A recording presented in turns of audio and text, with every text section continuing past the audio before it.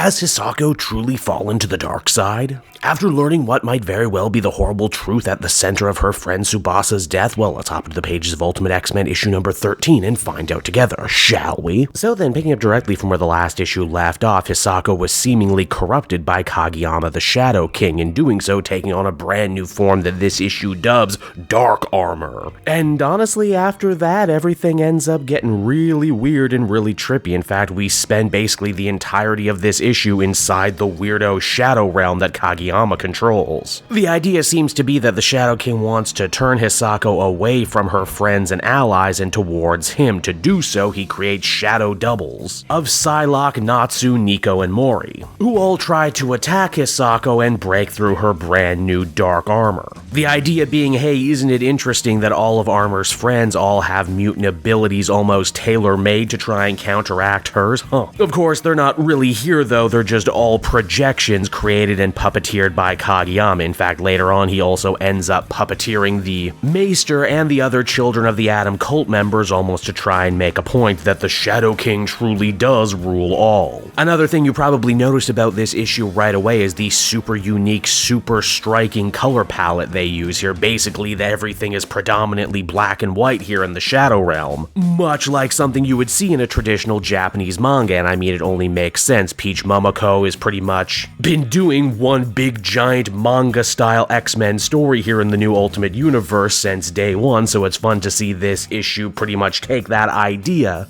to the fullest conclusion. Now, you may have been noticing that Maystorm is actually missing from the group of friends, and indeed she shows up late, claiming to be the light that will ultimately defeat the Shadow King's darkness. But of course, she's just an illusion too, so she also fails to try and get through to Hisako. Then something rather interesting happens. Kageyama ends up chiming in and says that he's ultimately very happy that they're all here together right now because they are all family, they all share the same blood, the amazing blood that gave them their mutant powers, and that like all families, they love and hate each other in equal measure. Oh boy, I think someone really ended up telling on themselves, didn't they? If you notice, I'm actually having a hard time summarizing this issue in terms of story because, well, there's not really a lot of story, there's just like a lot of cryptic dream imagery, which is fine. And near the end of the confrontation, we get some really interesting stuff. Poor Mori gets herself stuffed in a suitcase very similar to the one Psylocke and her brother found containing another victim of the Children of the Atom cult. And hey, speaking of Psylocke, she ends up taking on a full Oni form, complete with her Sukiban-style club turning into a giant energy sword. This scene is very cool, but I get the sneaking suspicion it's also meant to be a little prophetic, like maybe Psylocke is actually the only one who can cut through Armor's armor. And you know what, as far as Hisako herself, she actually remains kind of quiet through most of this issue before eventually going on a whole little spiel about how she hates the term mutant,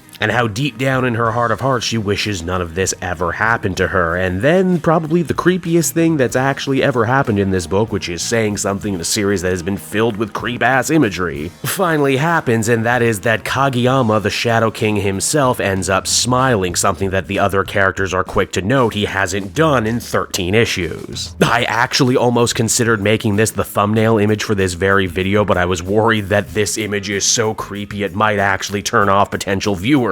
Obviously, Kageyama is happy because he feels that he may finally have swayed his beloved Hisako to his side, but wait, as the comic comes to a close, we actually leave the Shadow Realm long enough to see that Kageyama himself might very well still be being played by the cult, as we see the Magister actually has Shadow King and Armor inside two Weapon X-style tanks. His final piece of dialogue as the comic comes to a close says that with these two in the palm of his hand, he might very well be able to restart the Children of the Atom from scratch. And so that was Ultimate X-Men issue number 13, everybody, and if I'm being 100% honest, I was a little conflicted on this issue. On one hand, it's an absolute visual tour de force, probably one of the best looking single issues I've read in a long time. One that pushes Japanese manga influence probably as far as a person can reasonably push within the borders of an American Marvel comic in ways that I never thought possible before. And yet, on the other hand, this issue was kind of thin in the story department. It was a lot of style over substance. Really good style, don't get get me wrong.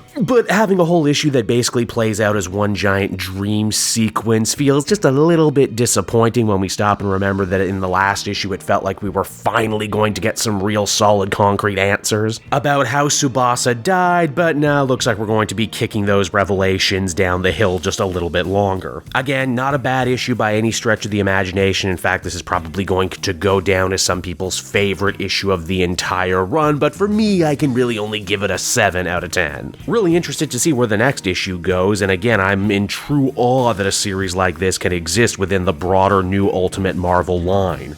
Hey there everyone, it's your pal Cape Joel again, and if you're seeing my face right now, that means you watched to the end of the video, and I'll always be grateful for that. Retention helps in this crazy YouTube game, and so does becoming a patron. If you head on down to the description, you can find a link to my Patreon page. Recently just redid all the tiers, a lot of cool stuff offering up there, exclusive commentaries, exclusive polls, behind the scenes concept art for Capes and Quest, that's the brand new D&D show I've started soon. Never been a better time to become a patron. You can become a patron for as little as $1 a month and help the channel grow and, help me continue to deliver content like what you just saw. So I want to thank you all, and I will see you again next time. Bye-bye.